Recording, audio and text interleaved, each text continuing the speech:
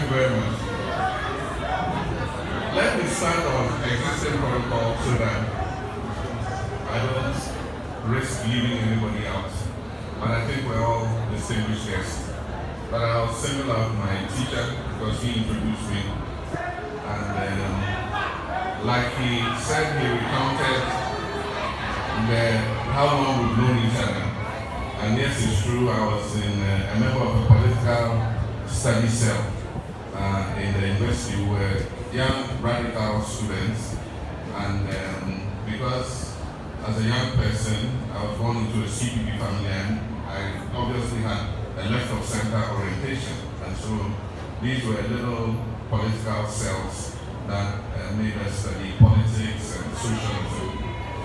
And then again I encountered Prof. In a very interesting way. He was lecturing at the School of Communication Studies, and I had applied to be a student. And I was in Tamale at the time. I write about it in my book. I tried to get a flight that day to come back to Accra because the interview was the next day. Unfortunately, there were no flights like you have today. You just buy a ticket and fly. You had to go to the Air Force station and get some connection with the soldiers to put you on the flight. Unfortunately, my connection didn't work, so the flights went and left me. It was the only flight.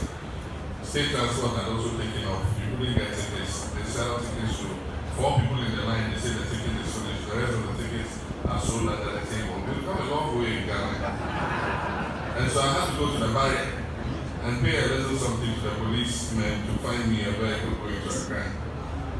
And the only vehicle I got was one loaded with maize. And so we all had to go and sit on top of the maize. And then they brought us all the way to Kitapor. From Kitapor, I got a bus that brought me to Kumasi. And then state transport driver that I knew. I explained to him my predicament. There was no seat, but he made me sit on the steps when you're climbing into the bus. So I sat in the corner there on the steps. And I got to Accra. Late, the interviews had started. My name had been called. And Prof was on the interview panel. And so I got there a bit dusty, looking quite ragged. I managed to clean my face. And he said, "Oh, you've been called already." My heart just dropped. It was like, oh, there goes the opportunity. He said, "Okay, you go and sit down. We'll attend to everybody. When we finish, we'll call you." And so I went and sat outside, very forlornly. And eventually he called me. He was part of the panel that interviewed me. And I must admit, after the interview, he said, "You go home, you get a letter from us." And so I knew in my heart that I had been taken. And then, of course, when I came to the school, he was my teacher in journalism. And he made me learn how to type. Because Prof made a rule that any homework he gave you or any exercise he gave you, he will not accept a handwritten work. And so you have to go and type. In those days, computers were in their infancy, so you have to go and get an actual typewriter and learn to type, And so I know how to type because Dr. Kakari made me type, and he's contributed to making me. Journalism was one of my favorite subjects, and because of that, afterwards I did my internship in Ghana Broadcasting Corporation, and then also taught part-time in the Ghana Institute of Journalism. And my flair for writing has come from what I learned in the School of Communication Studies. But let me thank you, ladies and gentlemen. I'm going to get over the boring parts. I was asked to give a talk on our policy on education and how it relates to job creation. So I'm going to get rid of the boring part. I think after that there will be an interactive session and we'll be able to flesh out the issue soon. So I'll read this prepared text, and then after that we can have the opportunity to talk some more. I want to thank you for granting me the opportunity to deliver the maiden public lecture in your planned series of lectures organized by the School of Communication Studies of the Wisconsin University for flag bearers standing in the 2024 general elections. I'm particularly grateful to the management of Wisconsin International University College and the acting Dean School of Communication Studies of the college for offering me the platform to share perspectives of my vision on the youth within the context of education and job creation. This program is being held at a time of great national distress and economic crisis. Our economy is in tatters and on the verge of collapse. It has been mismanaged into unprecedented crises which have afflicted all of us with unbearable suffering and pain. The features of our economy in the last few years under this administration has been an astronomical public debt which we are able to pay, humiliating debt defaults, embarrassing credit rating downgrades, hyperinflation, a collapsed currency, widening budget deficits, and very painful cost of living crisis. Over 1.3 million of our compatriots, including pensioners, have had to endure extremely painful appropriation of their interest and principal payments under the so-called domestic debt exchange. This is a crisis which would have been entirely avoided if the caution of the opposition and civil society had been heeded in a timely manner. The extremely harsh effect of the economic mismanagement can be seen all around as it has ravaged almost every sector of our country, and the education sector is one of the hardest hit. At the last reckoning, is the game changer 24-hour economy. Building the Ghana we want. Stephen, you missed the marks. I'm giving you 5 marks. Building the Ghana we want. And for together, and for myself as a communications person, all right, thank you. From a course perspective, it is very interactive, it's engaging, building the Ghana we want together. It's a very nice, catchy slogan, but in a few minutes we'll hear from His Excellency what it really means, particularly for us as young people who are the future leaders. And before His Excellency mounts the podium, it's my pleasure to welcome the youngest man on our faculty, one I describe as a colossus in media and comms in this country, Professor Kwame Kakari, to introduce His Excellency.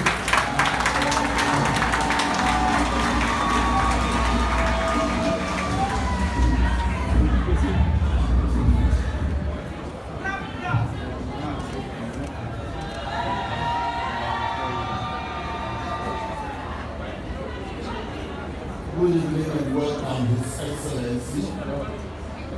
Good evening and welcome, Professor my sister. I still remember the Udom whiskey I got to know.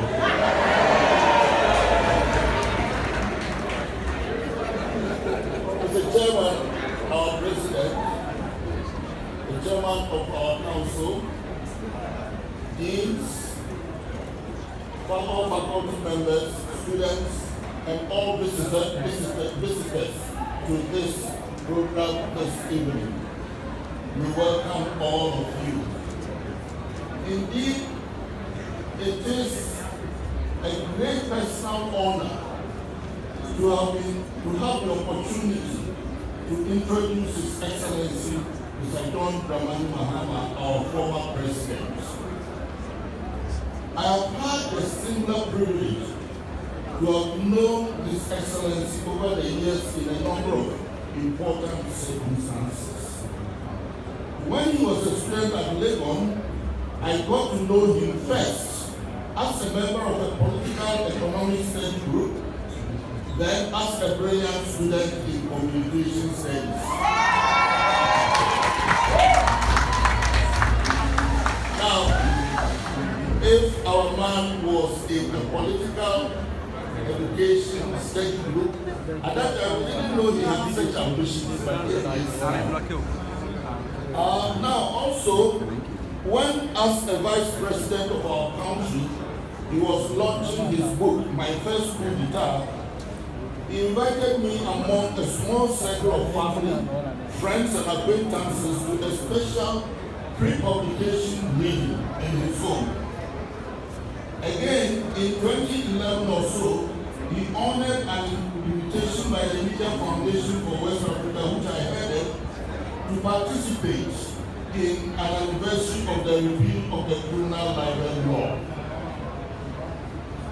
One time, to His Excellency, we remember, we met in flight when we were both coming from Freetown, Sierra Leone, and I went to greet him in his cabin. And then he introduced me to the staff of the airline. Oh, this is my teacher. He taught me all what I knew. And I told him that no, and it's not another church anymore. In all these years, the most remarkable observation I have made of our former president is that the ultimate of national political ascendance has not in any way diminished his personal traits as a humble man, an affable person who can make you feel at home in his company, and who can also make you laugh and relax. As president, he never lost his sense of tolerance to opposing viewpoints, and never lost his cool against the imitations of unprofessional and insulting journalists.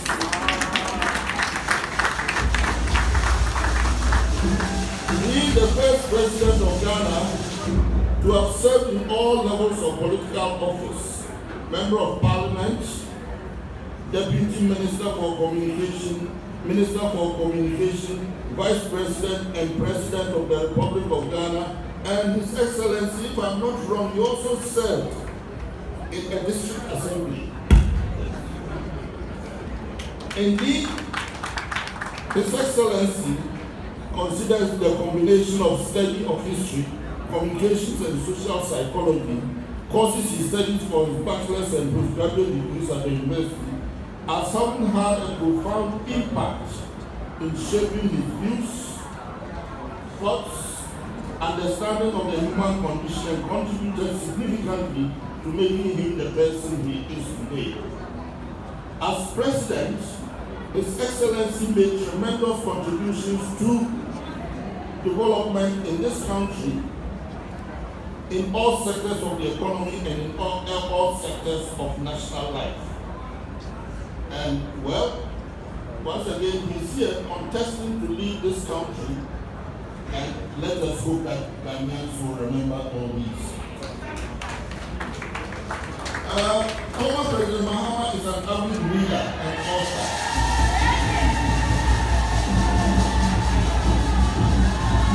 Over the course of his career, he has written for several newspapers and authored a number of publications. He has also published his first book, a memoir entitled My First School Leader, which I referred to earlier. Apart from his love of reading and acquiring knowledge, I understand that former President Mahama is also a farmer, and he learned and got interest in farming from his father, who was once a minister in Nkrumah's government and who was a prominent rice farmer in the northern region of Ghana. Apart from serving as president, he also served as chairperson of ECOWAS. And he was elected chairperson of the African Union's high-level African Trade Committee. Former President Mahama was also the first co-chair of the United Nations Advocacy Group on the Sustainable Development Goals. He is currently the chairperson of the Tana Forum, a high-level forum on security in Africa, which has its headquarters in Ethiopia. And in that endeavor, we wish you a lot of success, because Africa needs peaceful leaders to help bring peace. Our former president has been conferred with a number of honorary degrees, honorary doctorate degrees from distinguished universities, including a number of universities in Nigeria, the University of Aberdeen in Scotland, and the Lyon Business School in France. President Mahama has been married for 30 years to Mrs. Lord.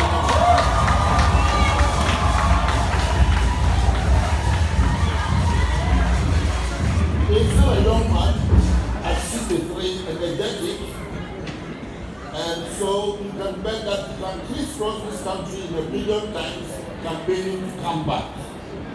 Mr. President, we wish you a lot of goodwill and good luck.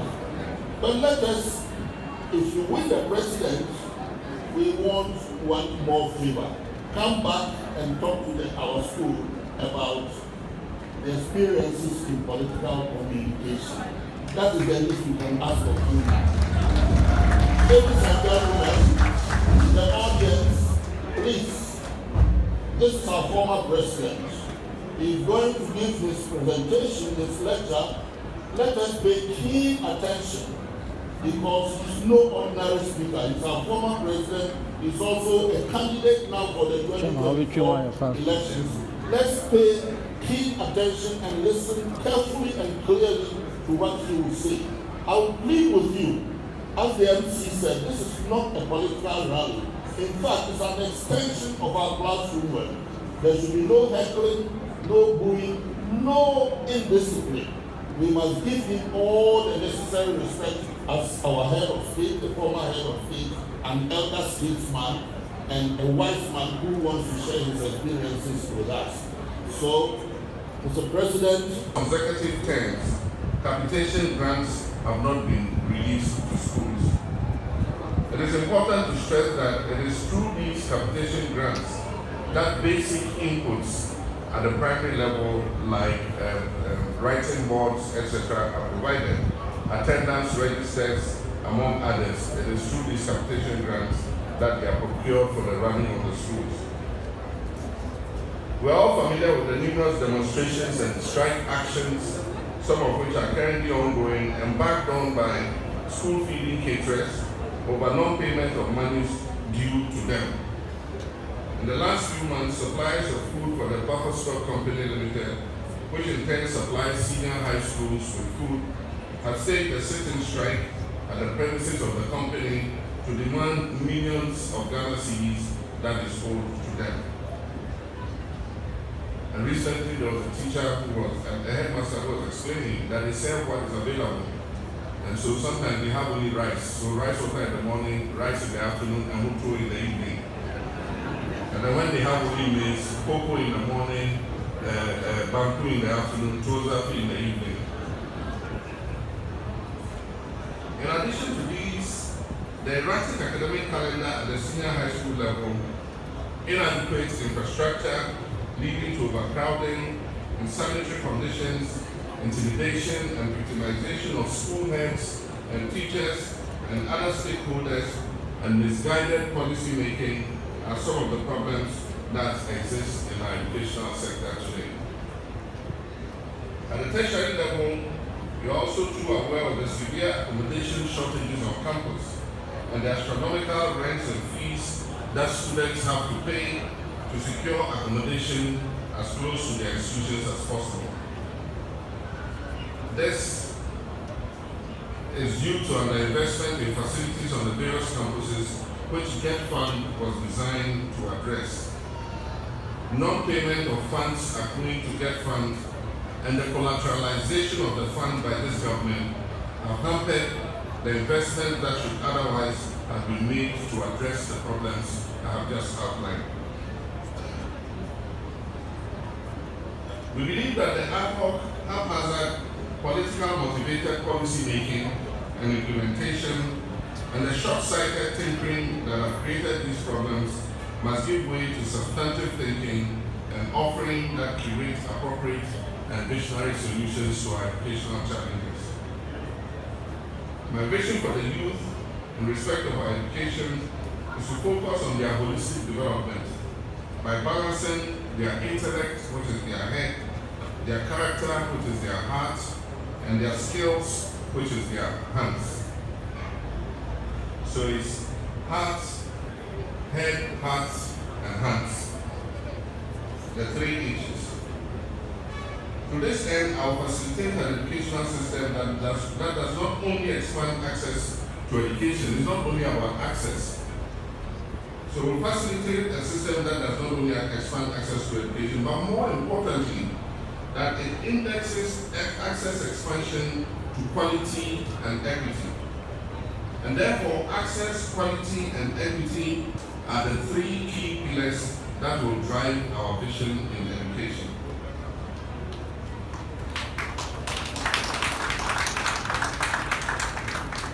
In pursuit of this vision, my administration will promote and prioritize investment in education, particularly at the basic education level. I commit myself to strengthening basic level education because if the preschool and primary level of education that provide foundational learning opportunities are weak, performance at the secondary level will continue to be a challenge. The next NDC government will invest heavily in the construction and renovation of schools with particular focus on underserved and rural areas. We'll continue our program to remove schools under trees and provide furniture for children at the basic level.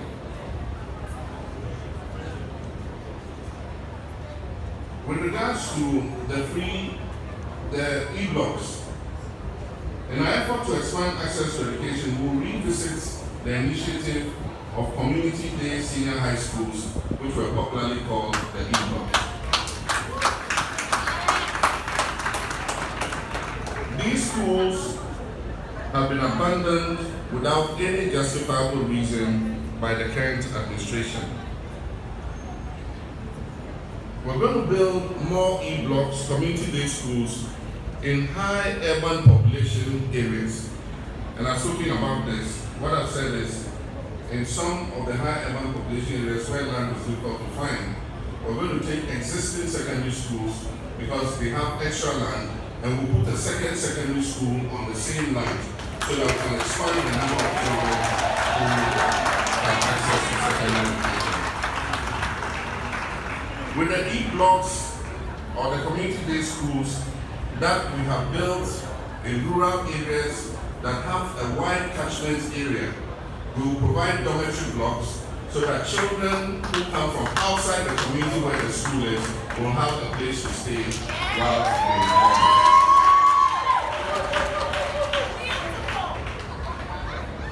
With the much publicized problem militating against the successful implementation of the free SHS program, we intend to tackle them head on.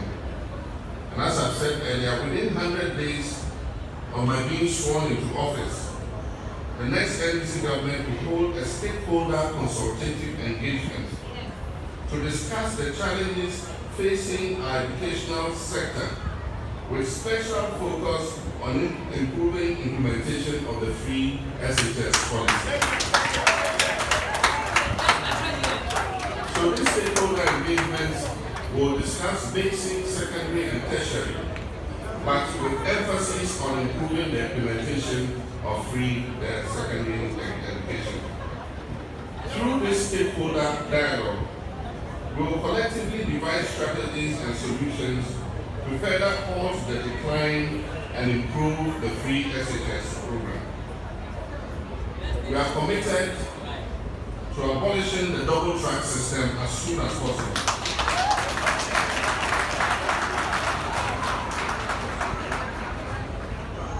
Mr. Chairman, between 2012 and 2016, my administration paid particular attention to technical and vocational education. When we regain power in 2024, we will revisit the initiatives that we commenced and will review the current trends and make TVET education more engaging and industry-driven. Enhancing partnerships between TVET institutions and industries across various sectors will be a priority involvement of our industries in shaping TVET training curricula that align with their needs, with the needs of the job market. And this is what we're going to emphasize so that students should be more equipped with entrepreneurial and practical skills that fit the job market. With regards to STEM education, we're going to streamline STEM education, mainstream STEM education into our educational system. We don't believe in standalone STEM secondary schools like this administration is building. We believe that to get a holistic training, all-round training, even if you are studying the humanities, you need some science education and some mathematics and technical education. And so rather than build standalone STEM secondary schools, we're going to rehabilitate all the old science resource centers and create them into STEM centers. So that all the secondary schools can have access to STEM learning instead of a few privileged secondary schools. In all the E-blocks that we built, the community-based schools, we put 4 laboratories. A laboratory for physics, for chemistry, biology, and general science. Those laboratories are going to be the STEM centers for the community-based schools. We're going to develop those laboratories in all the community-based schools as their STEM centers. With all the other secondary schools, the science resource centers will be available for them to use as their STEM centers.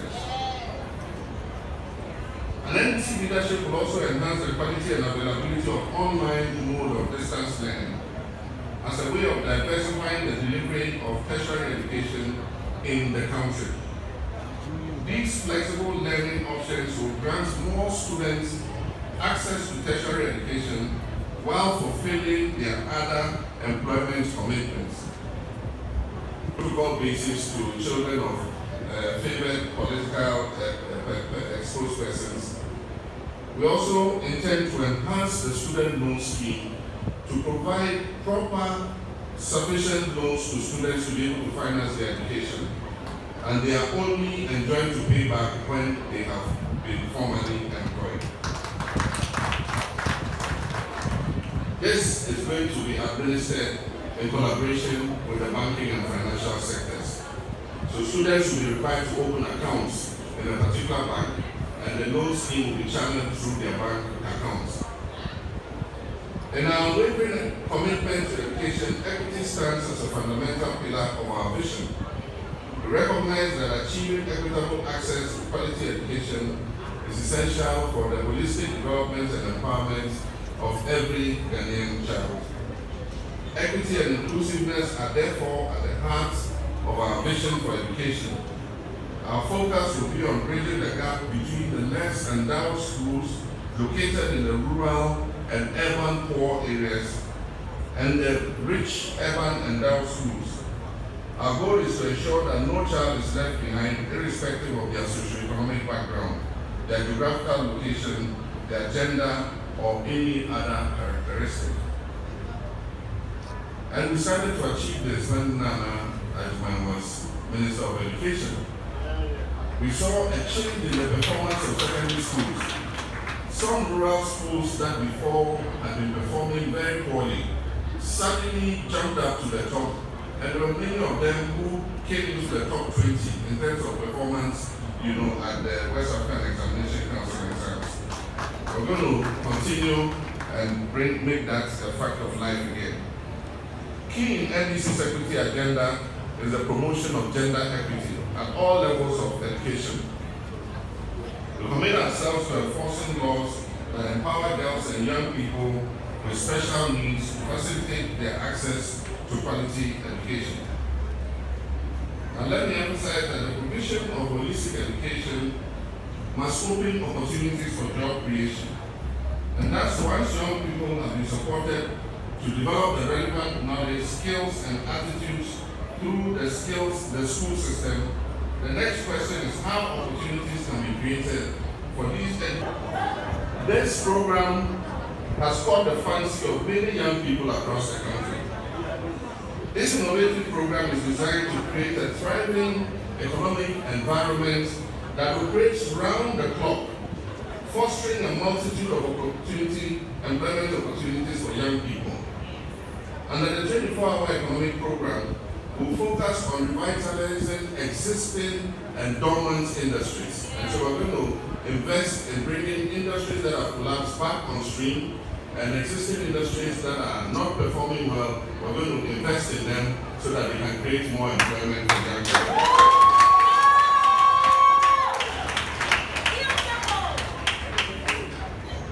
We will invest in fostering the growth of emerging sectors that have the potential to operate beyond traditional working hours. By extending the business hours and encouraging businesses to operate during evenings and on weekends, we aim to maximize productivity and create a diverse range of jobs that cater for the needs and aspirations of our youth. This initiative, I'm convinced, will not be smoothly implemented without the involvement of the private sector. My administration will therefore work closely with the private sector, which presently employs 90% of the workforce, according to the Ghana GSS 2021, including business entrepreneurs and investors. By fostering partnerships and providing incentives, we will grant the private sector some tax reliefs to encourage them to embrace and operationalize the 24-hour economy policy. We will incentivize them to expand their operations and create new job opportunities. This collaborative effort with the private sector will not only stimulate economic growth but also enable the youth to gain valuable employment experience and contribute to the nation's development.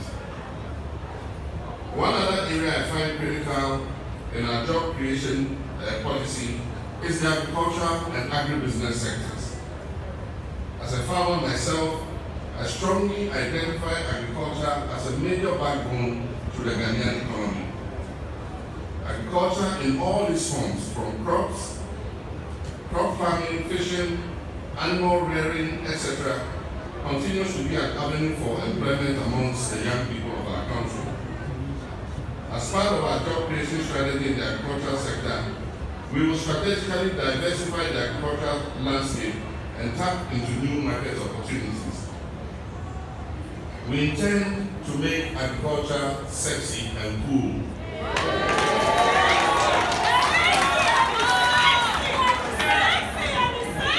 We're going to move away from the whole and cutlass agriculture. We will create farmer service centers so young agricultural entrepreneurs who want to go into farming will receive all the services they need from the farmer service center. While they're receiving those services, we'll teach them to use the equipment themselves. As I stand here, I can drive a tractor, I can plow my own field, and we will teach the young people to be able to do it. Yes. And we'll teach you all the agri extension knowledge that you need so that you can create a good income for yourself. Aside from that, we'll also introduce modern agricultural techniques. I'm sure those of you who've been to other countries, you notice that now a lot of produce is being done in greenhouse conditions. And when we're in office, if you go to Darwinian, we set up greenhouses there. The intention was to allocate it to young people who were interested in agriculture to produce vegetables, tomatoes, onions, carrots, and everything for the markets in Accra. Unfortunately, after we left, my understanding is the place has been abandoned. And so we're going to make agriculture sexy and cool so that young people will be interested in going into agriculture. Thank you. You will be seated.